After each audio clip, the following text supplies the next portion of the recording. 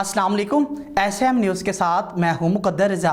SM news studio में खुशामदीद। खबरों का सिलसिला बढ़ाते हुए हबशान करते हैं कराची के इलाके मवाश गोट में मिनी ट्रक पर ग्रेनेड हमले के मुलजिमान की गिरफ्तारी में मुआवनत करने वाले को 50 लाख रुपए इनाम देने का ऐलान किया गया है। इसी हवाले से मज़ीद तफसीलात बता रहे हैं एसएम न्यूज़ के ब्यूरो चीफ जुल्फ़कार अली।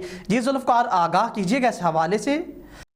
जी बिल्कुल। कराची के इलाके मुआश गोट में 14 अगस्त की रात दहशत गर्दों की जानब से मनी ट्रक पर किए गए ग्रेनेड हमले के मुलजमान की गिरफ्तारी में मामनत करने वाले को 50 लाख रुपए इनाम देने का ऐलान किया गया है।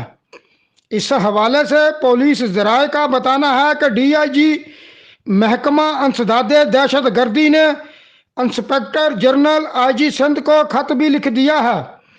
इस खत में लिखा गया है कि मुलजमान के बारे में इतला देने वाले को 50 लाख रुपए अनामी रकम दी जाए।